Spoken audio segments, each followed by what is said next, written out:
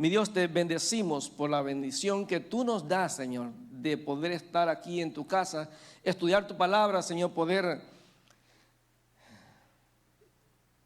tener esa experiencia, Padre, de que tu Espíritu Santo habla en nuestra vida, de que tu Espíritu Santo nos confronte, Señor, también nos alimente con tu palabra, Señor, nos edifique, nos enseñe, Señor, lo que tú quieres realmente que hagamos con nuestra vida diaria. Te damos gracias en el nombre de Jesús por este día, porque sabemos que este es tu día, Señor, pero todos los días te pertenecen realmente a ti. Y te damos gracias porque tú nos das la oportunidad en este día de estar acá. Bendice a los que están, Señor, de viaje, a los que están fuera del país, a los que a lo mejor están enfermos en sus casas, Señor, o están trabajando. Te pedimos que los bendigas allá donde está, Señor, a la gente que está conectada en Facebook, en YouTube, Señor, que están viendo en este momento el mensaje o que lo van a ver después. Padre, toca sus vidas. Tú sabes el momento en que tu palabra va a llegar a esas vidas. Y que nosotros, Padre, como creyentes también que tenemos redes sociales, podamos, Señor, compartir este mensaje con otras personas. Porque a lo mejor tú quieres tocar la vida de alguien que nosotros conocemos, Señor. Te damos gracias y te bendecimos en el nombre de Jesús. Amén. Bueno, hemos estado hablando ya algunos domingos de la gratitud. Y hemos tomado Romanos 8 como base para hablar sobre lo que es la gratitud. Y es impresionante porque la palabra nos habla de diferentes razones por las cuales dar gracias a Dios. Decíamos el domingo, hace como 3 domingos, hablábamos de que Dios quiere que seamos agradecidos, porque todas las cosas realmente que pasan en nuestra vida, de alguna manera, Dios las usa para nuestra bendición. Todo lo que pasa, aún los errores que cometemos, aún los pecados que cometemos, Dios nos quiere enseñarnos algo de nuestra vida. Veamos el versículo 29, de que Dios dice que de alguna manera Dios nos escogió y tenemos que estar agradecidos. Porque, hermano, nosotros realmente no teníamos nada bueno por lo cual Dios tenía que escogernos, pero en su gracia, en medio de 8,000 millones de personas, Dios decidió poner los ojos en mí. Dios decidió por su gracia escogerme a mí para ser su hijo. Es decir, no había nada. Todo el valor que tenemos ahora como creyentes viene de parte de Jesús, parte de la presencia del Espíritu Santo en nuestra vida, de parte de la obra de Dios en nuestra vida. Y decíamos el domingo pasado, que dice aquí en versículo 30 que a los que predestinó, a estos también llamó, y a los que llamó a estos también justificó, y a los que justificó a estos también glorificó. Decíamos que gracias al Señor porque no te das por vencido con nosotros. Hay gente que cuando ya insiste con nosotros, nos está diciendo varias veces que cambiamos algo y no cambiamos, se da por vencido y dice, bueno, nunca va a cambiar. Yo he escuchado a un creyente que dice, no, ¿para qué le comparte el evangelio a si nunca va a cambiar? Pero, hermano, Dios en su sabiduría toca la vida de cada persona en su tiempo y a su manera. Yo les animo a ir a una página que se llama One Israel, y es una página donde habla de judíos. Es impresionante la cantidad de gente judía que Dios está llamando al evangelio, y gente que no es que alguien les compartió el evangelio, sino que Dios de alguna manera soberana toca sus vidas a través de un evento, a través de cualquier situación. Y Dios está tocando a rabinos, científicos, gente muy preparada académicamente, tocada por la gracia de Dios. Pero hoy nos toca ver este pasaje del versículo 31. Vea conmigo, por favor, Romanos capítulo 8, versículo 31.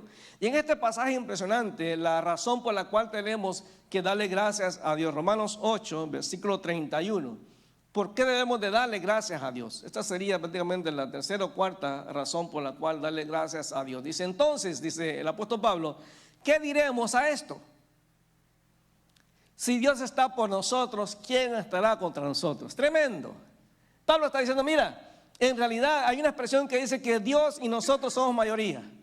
Y hay una foto que me acuerdo que encontré en internet, que está un niño así todo flaquito, y a la par de él está un tipo grande, enorme, muy fortachón.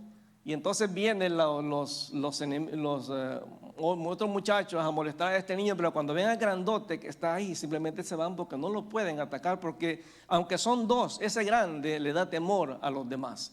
Entonces, cuando la palabra nos está diciendo acá es que Dios, una de las razones por las cuales tenemos que darle gracias a Dios es porque Dios ha prometido estar de nuestro lado. Fíjese que es impresionante, luchar es como que estamos en un ring, como que la vida es un ring, y Dios ha decidido estar al lado nuestro, en nuestra esquina, para pelear junto con nosotros. Cuando los problemas, las circunstancias vienen, tenemos que entender que la presencia de Dios es real en nuestra vida. Ahora, conocer esta verdad, hermano, tendría que dar a nosotros tranquilidad, tendría que dar paz, confianza de que todo realmente va a estar bien. En Jeremías capítulo 20, versículo 11, vea lo que dice, que es prácticamente lo mismo que dice Romanos 8:31. En Jeremías capítulo 20, versículo 11, usted puede marcar su Biblia o anotarlo ahí. Vea cómo dice este pasaje. Porque, hermanos, hay un dicho por ahí que dice que no somos moneditas de oro para caerle bien a todos. Hay gente que te va a detestar. Y hay gente que hasta te va a querer hacer daño. Hay gente que de alguna manera va incluso hasta crear rumores acerca de ti. Pero la palabra nos dice en este pasaje, Jeremías 20:11. Dice, pero el Señor está contigo como campeón temible. En la Reina Valera dice, como poderoso gigante. Por tanto, mis perseguidores tropezarán y no prevalecerán. Quedarán muy avergonzados en gran manera porque no prosperarán. Tendrán perpetua confusión que jamás será olvidada. Es decir, Dios te dice, mira, tranquilo. Puede ser que cuando la gente te ve a ti pareces como alguien que no tiene mucha capacidad, pero lo que te da, lo que hace la diferencia es que yo estoy contigo. Y esa es una promesa, una bendición para nosotros. Una de las cosas más importantes en esta relación, hermano, de saber que Dios está de mi lado, es entender, hermano, que Dios quiere que yo tenga la actitud correcta. Porque, hermano, sabemos que Dios es grande, que Dios es todopoderoso. Pero a veces como creyentes podemos tener una actitud inadecuada. Dios quiere que seamos humildes de reconocer que hay cosas que nosotros no podemos hacer. Que hay cosas que, hermano, que no importa que también yo pueda predicar. No es la predicación la que cambia la vida de la persona. Es la obra del Espíritu Santo en la vida de las personas. Entonces yo tengo que entender que el grande es Dios, no yo. Entonces Dios yo tengo que entender que en esa grandeza Dios es la que me tiene que dar confianza cuando las cosas van mal. Porque, hermano, en algún momento de nuestra vida las cosas se van a poner difíciles. Y yo tengo que estar consciente de que ese Dios que está conmigo es grande y su poder es ilimitado. En Isaías 43:2 dice, cuando pases por las aguas profundas, es decir, vas a pasar. Hay momentos en los que te vas a enfrentar con una enfermedad que nadie puede solucionar. Hay un momento en que vas a enfrentarte a una enfermedad que es incurable. Hay momentos que te vas a enfrentar a una crisis matrimonial que no tiene solución. Un divorcio, el corte, un rompimiento de una relación. A lo mejor la atracción de alguien que tú amabas. Y esos momentos difíciles donde te dicen no tengo fuerzas para continuar ni para luchar. En esos momentos tenemos que recordar que Dios ha dicho que Él va a estar con nosotros. Cuando pases por las aguas profundas, yo estaré contigo. Cuando pases por ríos de dificultad, no te ahogarás. Cuando pases por el fuego de la opresión, no te quemarás, las llamas no te consumirán. Y esta confianza y tranquilidad nos muestran en textos como Filipenses 4:13. ¿Qué dice? Todo lo puedo en Cristo que me fortalece. Si usted dice en esta mente, hermano, a mí yo no puedo perdonar. Bueno, pero ¿qué dice Filipenses 4:13? Que usted todo lo puede. O sea, todo lo puedo en Cristo que me fortalece. Significa que no hay nada que yo no pueda hacer siempre y cuando esté consciente de la presencia de Dios. En esta relación de confianza, tranquilidad por saber que Dios está siempre de mi lado, a mi favor, hay algunos principios que deben estar presentes para mostrar de manera práctica nuestro agradecimiento a Dios. La primera cosa, y quiero que vaya conmigo por favor, a segundo de Crónicas, el libro de Crónicas. Sí que algunos dicen segunda de Crónicas, pero no es segunda, es segundo de Crónicas, porque es un libro. Está segunda de Corintios porque es una carta, pero Crónicas es libro, entonces es segundo de Crónicas. Capítulo 20 se nos habla de un personaje que experimentó en carne propia lo que es depender de Dios cuando las cosas se ponen, dicen por ahí, color de hormiga, cuando se ponen difíciles, cuando yo no tengo la fuerza ni la capacidad para solucionarlos. Entonces, capítulo 20 se nos habla de una experiencia que pasó uno de los reyes de Israel, un rey. Fíjense que es interesante, cuando uno habla de los reyes de Israel o de Judá, que son dos reinos, la nación toda es Israel, pero está el reino del norte que es Israel y la parte sur es el reino de Judá. Entonces en el reino de Judá estaba Josafat. Josafat es un hombre que todos los reyes se medían en función de su relación con Dios. Y siempre el ejemplo que Dios ponía era David. Yo sé que para muchos David fue un adúltero, un asesino, pero Dios veía en David un elemento que muy raramente se ve en el cristiano, en el creyente. Es el hecho de poder reconocer cuando fallé y no justificarme delante de Dios. Es decirle, Señor, yo te pido perdón porque yo fallé. O sea, y eso es lo que hacía David especial. Pero aquí en capítulo 20, el Señor nos lleva a entender de una manera en práctica qué es lo que dice Romanos 8:31. ¿Qué es lo que quiere decir Pablo cuando dice que si Dios está con nosotros, ¿quién contra nosotros? Vamos a ver hoy, este domingo, la primera parte del mensaje, y el domingo próximo vamos a ver la segunda. Porque cada personaje nos enseña etapas, cosas que muchas veces nosotros tenemos que hacer en nuestra vida. A algunos les fue bien, a otros les fue mal. Entonces tenemos que aprender de las dos áreas. Entonces, 2 Crónicas, capítulo 20, nos cuenta, dice en el versículo 1, dice que pasadas estas cosas, aconteció que los hijos de Moab y de Amón, que son la descendencia de Lot, y con ellos, otros de los amonitas, vinieron contra Josafat a la guerra. Josafat era el rey de Jerusalén. Ya acudieron algunos y dieron aviso a Josafat, diciendo: contra ti viene una gran multitud del otro lado del mar y de Siria, y aquí están en Hazezón Tamar, que es en Gadi. Entonces es interesante, si usted lee los capítulos anteriores, que en algún momento, en el capítulo 17, capítulo 16, empieza este rey Josafat a contar cuánta gente tiene en su ejército. Dios le quiere mostrar a Josafat que no depende de cuánto tú sabes, no depende de cuánto tú tienes, sino que depende de la calidad de Dios, de la grandeza del Dios que tienes. Entonces Josafat se da cuenta que de pronto hay un ejército muy grande que viene a atacarlo. Y Josafat, como rey, tiene la reacción típica de nosotros, de cualquiera de nosotros como seres humanos. Dice ahí en el versículo 3, que dice: entonces él tuvo temor. Mano, cualquier situación, cuando usted va al médico y el médico le dice: mire, tengo una mala noticia y una buena que darle.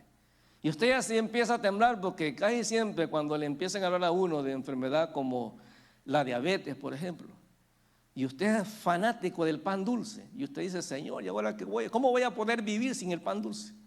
¿Cómo voy a poder vivir sin mis tamales? Porque sabe que no es una cuestión de dulce, en sabor que hace la diabetes, sino también los almidones, los carbohidratos, todo ese tipo de cosas.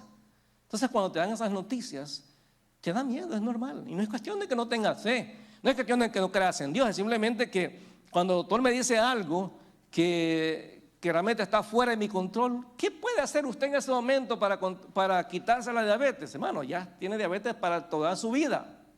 Debe controlar a través de la alimentación y otro tipo de cosas, pero ya no puede quitarla. Cuando le dicen que usted tiene presión alta, cuando le dicen que usted tiene cáncer, cuando le dicen que tiene, no sé, imagínese de pronto usted llega y usted dice: ay, no sé qué me pasa, pero ya me cuesta recordar dónde dejé las cosas. Y usted llega donde el médico le dice: mire, tiene principios de Alzheimer. Y el mundo se le acaba, hermano. El mundo se le acaba. O sea, en esos momentos usted puede tener todo el dinero que tenga y no puede solucionarlo. De hecho, estaba viendo la biografía de una persona muy rica. Dice que una de las mujeres más ricas en Estados Unidos, y a ella le apareció una enfermedad que es que se le cae el pelo completamente. O sea, no puede hacer nada para poder volver a hacer nacer el pelo. Entonces no importa cuánto tengas, hay momentos que te dan noticias que no puedes cambiar. Y es normal que cuando Josafat de esto, la primera cosa que hace es tener miedo. Es decir, lo que hizo Josafat en primer lugar es reconocer cuáles son sus limitaciones. Hermanos, tenemos que entender que en el cristianismo no existe esa función de que esa idea de que todo el tiempo las cosas están bien. Hay creyentes que uno le pregunta: ¿cómo andas? No, también en victoria, y el mundo se les está acabando, hermanos. Es hipocresía espiritual. ¿Saben lo que dijo Jesús cuando estaba en su crisis en el huerto de Getsemaní? Mi alma está muy triste hasta la muerte. Y uno dice: pero ¿cómo Jesús puede decir que está triste? Bueno, hermano, porque es normal, es humano sentirse triste. Es normal sentirse desanimado, depresivo cuando las cosas no van bien. Entonces, una de las cosas que tenemos que reconocer como creyentes es que no siempre podemos, de una manera humana, enfrentar las situaciones. Tuvo miedo, pánico, inseguridad, de que no sabía qué iba a hacer. Pero mira la segunda cosa que hace Josafat en ese proceso. Recuérdense, Josafat es un hombre que tenía una relación bien cercana con Dios. Pero eso no lo eximió de tener una reacción humana cuando las cosas se pusieron difíciles. Pero ve la segunda reacción que tiene Josafat cuando ve esta situación crítica. Él no puede enfrentar a su ejército con lo que tiene. Dice, Josafat humilló su rostro para consultar a Jehová. Es decir, lo primero que hizo después de tener temor fue buscar a Dios. Hermano, por favor, cuando usted entre en crisis, no llame al pastor. Póngase a orar. Váyase a un lugar aparte y dile, Señor, mira, estoy en esta situación, ¿qué hago? Si el Señor le dice, bueno, llama a Manuel, bueno, me llama. Pero no me llame, hermano. Hay cosas que yo a veces hay gente que me dice, hermano, mira, tengo esta situación. Y yo en mi mente digo, ¿y qué quiere que haga? Si yo no sé qué hacer. Porque lo único que puede hacer milagros es Él, hermano. Entonces Josafat lo primero que hace, mire, no se fue a buscar a la reina, no se fue a buscar a sus consejeros, ni siquiera al pueblo, sino que dice, Josafat humilló su rostro para consultar a Jehová. Cuando usted ve una situación que no puede controlar, la primera cosa que hay que hacer es buscar a Dios. Decirle, Señor, mire, estoy en una situación crítica. Señor, mi hijo está enfrentando una crisis de drogas. ¿Qué hago, Señor? ¿Qué hago? ¿Qué puedo hacer, Señor? Mire, estoy en una crisis, me van a quitar la casa porque no puedo pagarla. ¿Qué hago, Señor? Mira, Señor, mi matrimonio está destruyendo. ¿Qué hago? Cualquiera que sea la situación que estemos enfrentando, la primera reacción después de tener temor, y que eso es humano, es ir a consultar a Jehová. Y fíjese la actitud de Josafat. Él no llega diciéndole, bueno, Señor, aquí estoy, aquí vengo, a ver qué vas a hacer con este problema. No, Josafat se humilló delante de Dios, es decir, reconoció que quien tiene el poder es Él. Y Josafat era el rey, hermano. Pero una de las cosas que tenemos que tener en nuestro corazón es humildad, hermano. No ore a Dios diciéndole, Señor, bueno, a ver qué vas a hacer. No, hermano. Dios no necesita que le digamos qué tiene que hacer. Él sabe lo que tiene que hacer, Él tiene sabiduría. Pero Dios lo que quiere es que yo me humille. Fíjese, cuando Salomón está construyendo el templo y está alegre por lo que está pasando, Dios le dice esto: si se humillare mi pueblo, sobre el cual mi nombre es invocado, y dejaren sus caminos, y abandonaran sus malos pasos, yo iré de los cielos. La actitud con la que nos acercamos a Dios es muy importante. Si usted viene diciéndole, bueno, a ver qué hace Dios, ya perdió, hermano. Pero llegar a su presencia y decirle, Señor, yo no puedo. Fíjese que estoy pasando esta situación, Señor, y no puedo. Hermano, no se me ocurre nada que hacer, Señor. No puedo hacer nada. Ayúdame, por favor. Ayúdame a hacer un cambio en esta situación.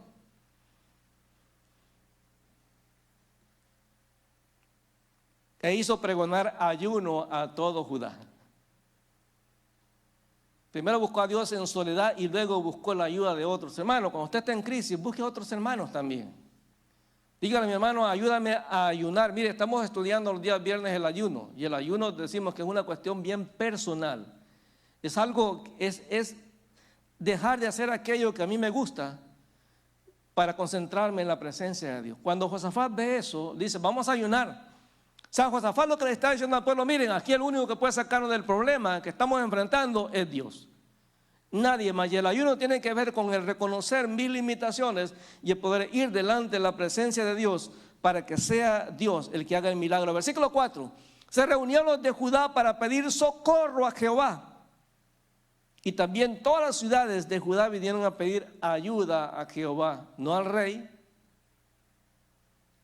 fue a Dios. Ellos sabían que solamente el Señor podía hacer las cosas. Reconoció un poder ilimitado. Fíjate lo que dice en el versículo 5. Ve esta oración, hermano, a Dios. Vea cómo Josafat reconoce de una manera honesta y sincera el poder ilimitado de Dios. Versículo 5. Entonces Josafat se puso en pie en la asamblea de Judá y de Jerusalén, en la casa de Jehová, o sea, en el templo, delante del atrio nuevo. Digo, ve la oración. Jehová, Dios de nuestros padres, ¿no eres tú el Dios en los cielos y tienes dominio sobre todos los reinos de las naciones? Es decir, Señor, yo reconozco que aquel que puede hacer el cambio eres tú. Tienes dominio sobre todos los reinos de las naciones. ¿No está en tu mano tal fuerza y poder que no hay quien se resista? O sea, ¿qué es lo que está haciendo Josafat? Reconociendo el poder ilimitado que Dios tiene. Hermanos, no es que Dios no pueda hacer milagros en este tiempo. Es que a veces el problema que tenemos usted y yo es la incredulidad. A veces le decimos cuando estamos en la alabanza, hermano, ponga su mano sobre la persona que está a la par suya y ore. Pero hay gente que mejor esconde las manos. Hermano, ¿quién sabe si justo en ese día Dios iba a sanar a esa persona a través de usarlo a usted? Y usted se negó a hacer ese milagro porque usted no cree. Porque usted va a decir, no, pues que en mi iglesia, en mi país me enseñaron que eso ya pasó, que los milagros son del Antiguo Testamento. No, hermano. Dios sigue actuando en este tiempo igual. Dios sigue sanando. Dios sigue restaurando la vida de las personas. Dios no ha cambiado, hermano. Yo tengo que reconocer que en ese problema que estoy enfrentando, Dios sigue teniendo el mismo poder. No ha cambiado. No ha cambiado.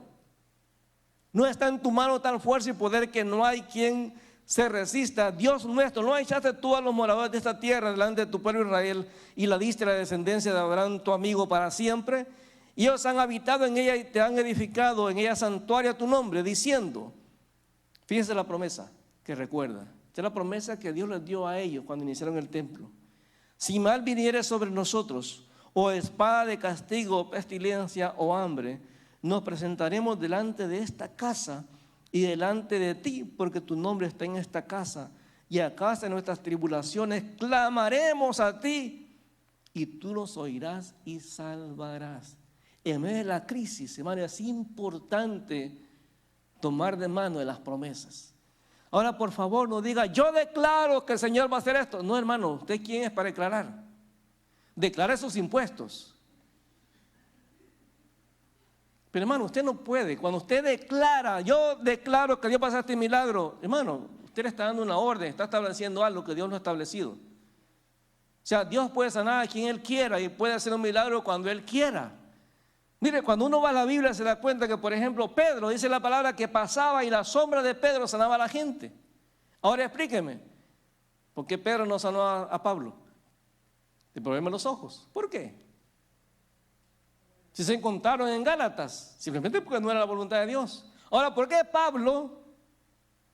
¿Cuánto le gustaría que Dios le diera a usted el consejo que le dio Pablo a Timoteo? Hermano, fíjese que tengo diabetes, hermano, voy a ser pablino. Tómese una copita de vino todos los días a la hora del almuerzo. ¿Cuánto le gustaría un consejo así, hermano? Porque eso es lo que hizo Pablo. Cuando Timoteo viene y le dice, mira, estoy enfermo, Pablo dice, tómate una copita de vino. ¿Por qué Pablo no lo sanó? Si Pablo había resucitado a Eutico, si Pablo sanó allá a Lidia, ¿por qué? Porque no depende del instrumento, depende de Dios que quiere o no hacer el milagro. Entonces muchas veces, hermano, no es que Dios no quiera hacer el milagro, es que no es necesario ese milagro en ese momento para tu vida.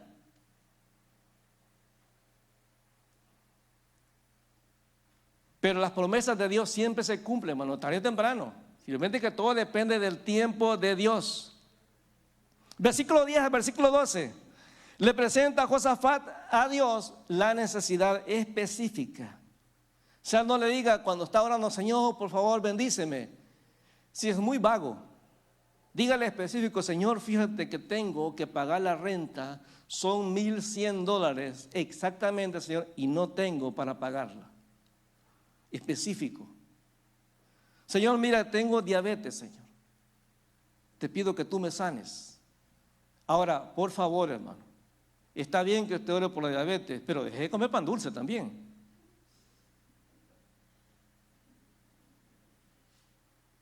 ¿A cuánto le gusta el pan con café? Hermano, yo sufro con eso. Yo sufro con eso. En El Salvador tenemos la costumbre, no sé si en otros países lo tendrán, pero que uno agarra el café y agarra el pan y lo mete en la taza de café. Yo me recuerdo que Anthony estaba chiquito, tenía como 2 años creo.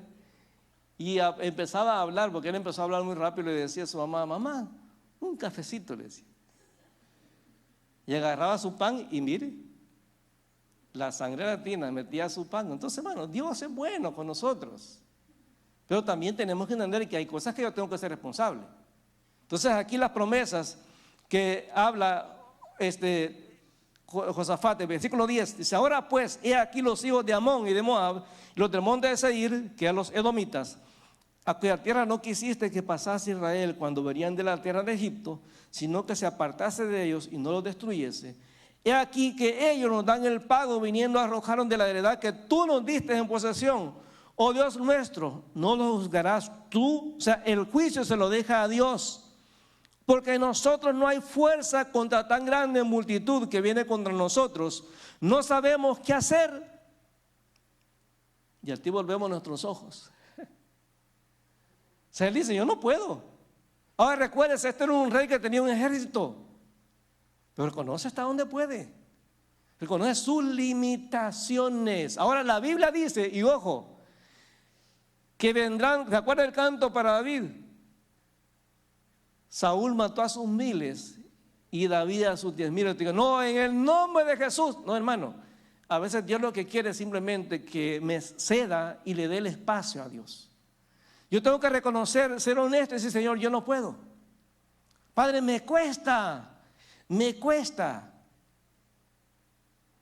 realmente enfrentar esta situación.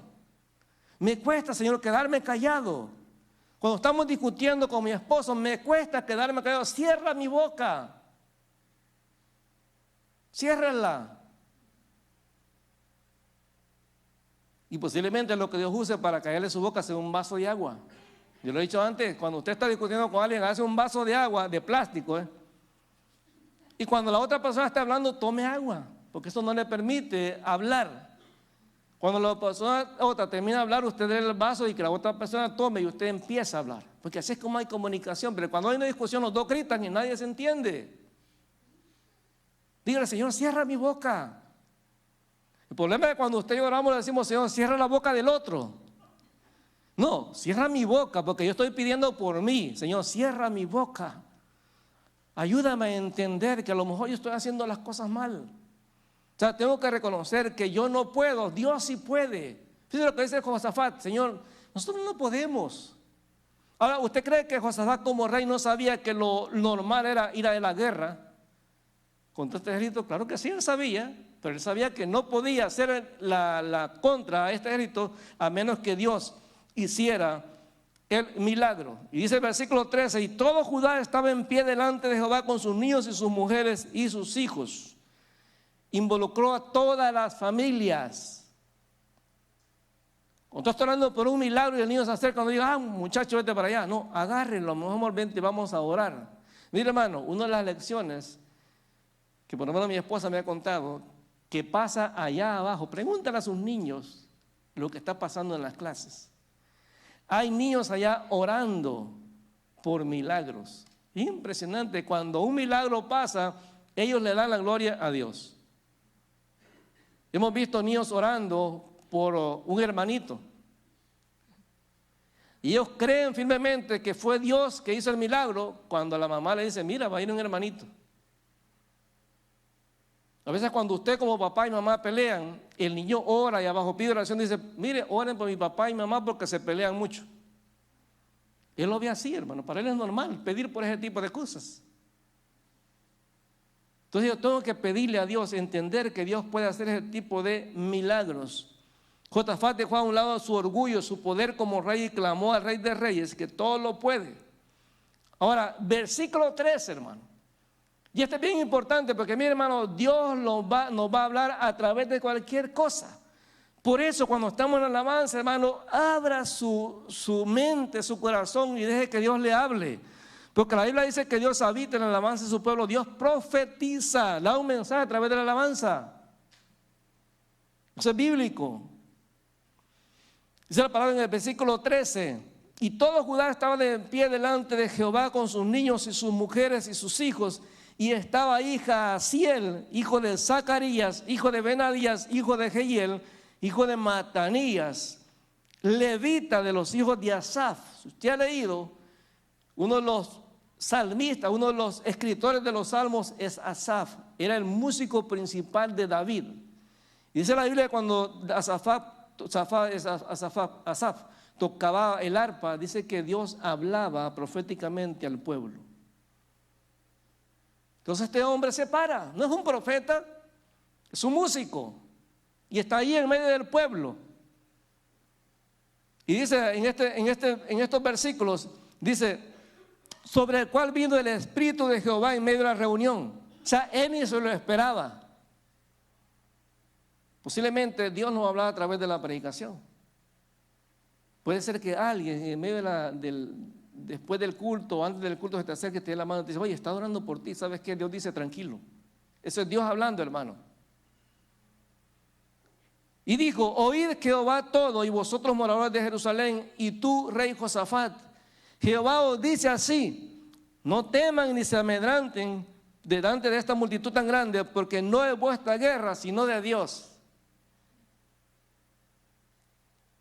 Mañana descenderéis contra ellos, he aquí que ellos subirán por la cuesta de Cis y no los hallaréis junto al arroyo antes del desierto de Jeruel. No habrá para que peleéis vosotros en este caso. Párense y estén quietos y vean la salvación de Jehová con ustedes, oh Judá y Jerusalén. No teman ni desmayen, salgan mañana contra ellos, porque Jehová estará con ustedes. Y hay dos cosas importantes que estos versículos nos mencionan. Número uno, las cosas imposibles las hace Dios, pero las cosas posibles es responsabilidad nuestra. Si usted tiene diabetes, hermano, está bien, ore a Dios para que le quite la diabetes, pero póngase la insulina también. Porque a veces le puede pasar, como aquella persona que estaba en una inundación y estaba clamando a Dios, decía, yo soy un hombre de fe, yo sé que Dios hace un milagro. Entonces empezó a orar y a orar y a orar, decirle, Señor, sácame de este sótano donde estoy, porque Señor, mira, el agua está subiendo y me voy a ahogar. Y oraba y él estaba diciendo, estoy seguro que Dios va a hacer un milagro. Pero entonces pasaban los bomberos. Los bomberos le tiraron la escalera y dice, mire, sálgase. Dice, no, Dios me va a sacar. Al rato pasó la policía, le tiraron otra escalera y dice, no, Dios me va a sacar. Al final el agua subió mucho y se ahogó. Cuando llega al cielo le dice, Señor, ¿qué pasó? Yo estaba orando, si había hasta ayunado para que tú hicieras un milagro, ¿por qué no me sacaste? Y le dice a Dios, te mandé los bomberos, te mandé el policía y no quisiste salirte. O sea, las cosas posibles son mías. Usted le puede orar y decirle, Señor, necesito que me des un buen trabajo. Oiga, pero también levántese de la cama. Si usted se queda acostado diciendo, bueno, Señor, a ver cuándo me tocan la puerta alguien de Microsoft para que me dé un buen trabajo de 55 la hora. No, espérese. Vaya a buscarlo. O sea, no espere que el milagro llegue. Dios hace milagros en aquellas cosas que usted y yo no podemos hacer, pero lo que a mí me toca, mi hermano, usted puede decirle, Señor, yo quiero un milagro, pero usted se queda viendo Netflix en lugar de venir a la iglesia a orar. No, pues tampoco no va a haber oración así, hermano, no va a haber un milagro así. Dice, Señor, por favor, ayúdame a rebajar. Pare de comer, pues.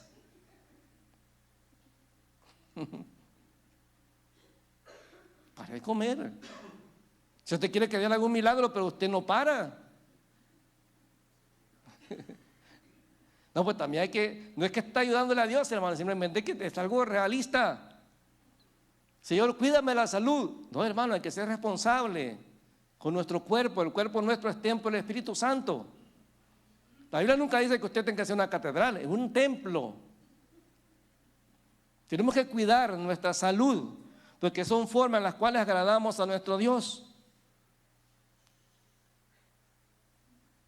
Dios hace el milagro. Y es impresionante porque dice la palabra en el versículo 19. Pero versículo 18. Entonces Josafat se inclinó rostro a tierra, y asimismo todo Judá y los moradores de Jerusalén se postraron delante de Jehová y adoraron a Jehová. La adoración es el reconocimiento de quién es Dios y quién soy yo. Una de las cosas que usted ve en la actitud de Josafat y del pueblo es fe. La fe es lo que me lleva a adorar a Dios. Señor, yo sé que tú lo vas a hacer. Estoy convencido de que tú vas a hacer milagros. ¿Cuándo y cómo? No sé. Pero yo creo lo que tu palabra dice. La actitud de Josafat y del pueblo es simplemente reconocer que en medio de todas las circunstancias difíciles Dios iba a estar en control. Dice el versículo 19, se levantaron los levitas de los hijos de Coat y de los hijos de Coré para alabar a Jehová, el Dios de Israel, con fuerte y alta voz. Hermano, cuando estamos en alabanza, cante con ganas. Deje ya de decir, a mí no me gusta esa canción. Como dicen algunos, otra vez la misma. Pues si no sabemos otra, hermano. Hermano, esta no es una estación de radio de complacencia. Hermano, ¿pueden tocar una romántica? No, no podemos, hermano. No podemos. Cante con ganas. Mire, a mí se me enchina la piel cuando cantamos ese himno. Hace poco lo cantamos, cuán grande es Él. Porque Dios es grande, Dios todopoderoso. Ese canto que dice cuán grande es Dios. En mi vida ha sido bueno. En mi vida ha sido siempre fiel. ¿Se da cuenta de lo que está declarando usted en ese momento? Está reconociendo que todo lo que tiene y todo lo que va a tener viene de Dios. Uno de los momentos donde uno ora más profundamente es cuando va en el avión, hermano. Y ese avión de pronto se baja. A mí me tocó de Toronto para Montreal, venía de El Salvador.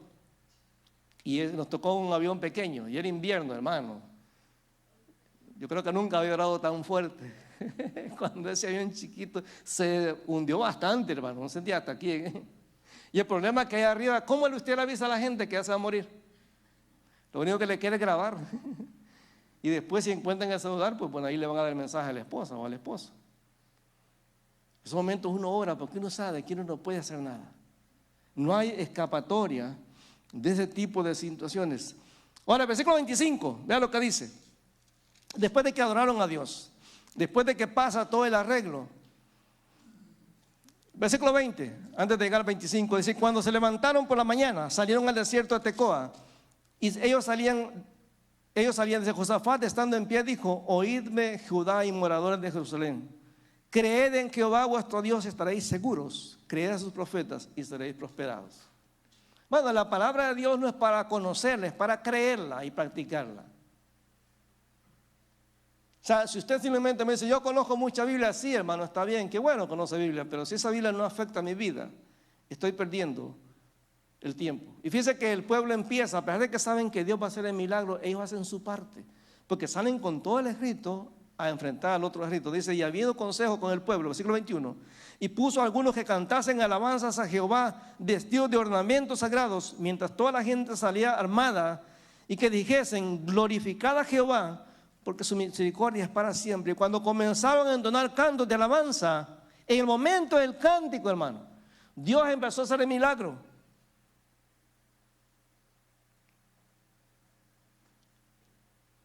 Cuando comenzaron a entonar cantos de alabanza, Jehová puso contra los hijos de Amón y de Moab y del monte Seir las emboscadas de ellos mismos que venían contra Judá y se mataron los unos a los otros. El milagro no lo hizo Josafat ni el pueblo, lo hizo Dios.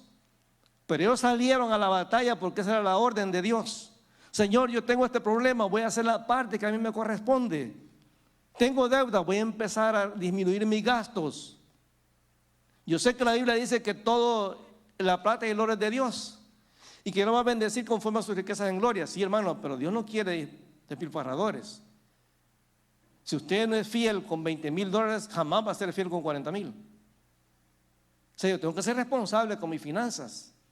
O sea, Dios es un Dios que provee, pero Dios no quiere tampoco gente que sea irresponsable. Versículo 23, porque los hijos de Amón y de Joab se levantaron contra los hijos del monte Seir para matarlos y destruirlos. Cuando hubieron acabado con los del monte Seir, cada cual ayudó a la destrucción de su compañero. Y luego que vino Judá a la torre del desierto, miraron hacia la multitud y aquí yacían ellos en tierra muertos, pues ninguno había escapado. Vinieron entonces Josafat y su pueblo a despojarlos, hallaron entre los cadáveres muchas riquezas así vestidos como alhajas preciosas que tomaron para sí, tantos que no los podían llevar. 3 días estuvieron recogiendo el botín porque era mucho. O sea, que la crisis que tenían se volvió en un tiempo de bendición. Dios es un Dios de milagros. Entonces, cuando uno ve la vida de Josafat, ¿qué cosas podemos aprender cuando sabemos que Dios va a estar con nosotros? Número 1, ayunar. Tenemos que buscar a Dios en ayuno, hermano, y oración. Tenemos que entender que Dios espera que yo me humille delante de Él y reconozca que quien puede ser, no yo. Tenemos que orar a Dios con pasión. No es lo mismo que usted diga, Señor, pues ayúdame, tú sabes, yo soy un pobre que no sabe nada, que no puede nada. No, dígale, Señor, yo soy tu hijo. Y Padre, vengo delante de ti porque sé, Señor, que tú me has dado la promesa en tu palabra de que el que clama a ti, tú has dicho, yo te responderé, te enseñaré cosas grandes y ocultas que tú no conoces. Señor, yo sé que tu palabra dice que si estoy cansado tengo que venir delante de ti. Tengo que aprender de ti que eres manso y humilde de corazón. Señor, tú dices en tu palabra que aunque ande por valle de sombra de muerte no temeré mal alguno porque tú vas a estar conmigo. Y Padre, yo en este momento lo creo, a pesar de que no veo una posible solución. Recordar que cada promesa de Dios es fiel, hermano. Pruébelo, pruébelo, pruebe a Dios. Dígale, Señor, mire, y no es malo probar a Dios. Gedeón lo hizo. Gedeón lo dijo, mira, Señor, si eres tú el que habla, a ver, y le pone una prueba. Lo mismo hizo Ezequías. O sea, no es malo, pero quiere que tengamos convicción de lo que estamos pidiendo. Recordar las promesas de Dios, presentar las necesidades en una manera específica. Señor, tengo esta situación, ayúdame, porque yo no puedo. Y al final, hermano, cuando todo ha pasado, por favor, adoremos a Dios. La oración a Dios, hermano, es una expresión de gratitud a Dios, decirle, Señor, gracias, porque aún sin merecerlo, hoy estoy de pie, porque tú eres un Dios fiel.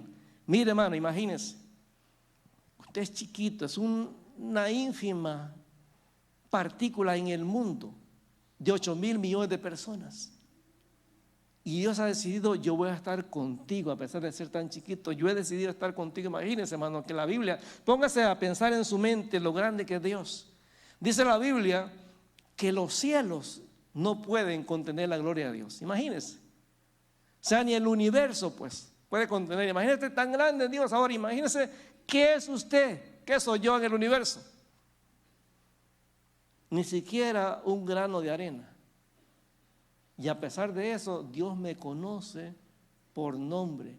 Cuando usted y yo nos acercamos a la presencia de Dios, Dios dice, ahí viene fulano. Dios no necesita que le digamos, Señor, aquí vengo, soy fulano tal. Dios dice, ya sé, yo te conozco, yo sé quién eres. ¿Qué necesitas? ¿Qué necesitas? Y en ese momento poder entender que aquello que yo no puedo, Él puede hacerlo. La pregunta es, hermano, ¿qué está pasando usted en este momento? ¿Cuál es la crisis en la cual usted quiere que Dios se involucre? Hoy es momento de decirle, Señor, mira, yo necesito un milagro. Pero, Señor, no tengo el derecho ni siquiera de pedirte. Lo que estoy pidiéndote es por gracia, por misericordia. Señor, vengo aquí como tu hijo. Vengo a través de los méritos de Jesús, porque el Señor Jesús dijo, todo lo que pidieres al Padre en mi nombre, yo lo daré. Padre, en el nombre de Jesús. Te damos gracias, Señor, porque tú eres un Dios bueno, un Dios maravilloso. Señor, quebranta en nuestra vida, Señor, lo que necesita ser quebrantado. Para que podamos dejar de depender, Señor, de nuestras capacidades. Para que dejemos de depender, Señor, de aquello que nosotros podemos hacer. Que entendamos que hay los milagros, solamente tú los haces. Pero aquello que es humanamente posible, tú quieres que yo sea responsable y que lo haga, Señor. Que no me quede con los brazos cruzados esperando que tú hagas el milagro cuando hay cosas que yo debo de hacer. Padre, muchas veces una relación no se soluciona solamente orando a ti, Señor, por un milagro. Muchas veces tú esperas, Señor, que en ese proceso de pedir que una relación se arregle, tú quieres que yo sea responsable y vaya y pida perdón o perdone, Señor.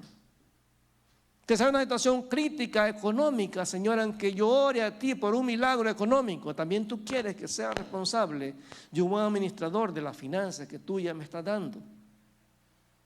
Que si, Padre, que si estoy enfrentando una enfermedad, que también yo sea responsable atendiéndome, Señor, tomando en cuenta todas las cosas, las indicaciones de los médicos. Padre, tú usas cualquier medio para hacer milagro y tu palabra dice que tú no has cambiado, que tú sigues haciendo milagros, Señor. Señor, quebranta mi corazón. Quebranta mi corazón, Señor. Señor, yo quiero más de ti. Y habitar en tu presencia, Señor. Menguar, Señor. Reducir lo que yo soy, Señor, para que seas tú el que crezca, Señor. Padre, en el nombre de Jesús. Gracias, Señor, en el nombre de Jesús. Gracias, Señor, en el nombre de Jesús. Señor, te bendecimos en el nombre de Jesús. Quebranta mi corazón, Señor. Quebranta mi vida. Gracias, Señor, en el nombre de Jesús.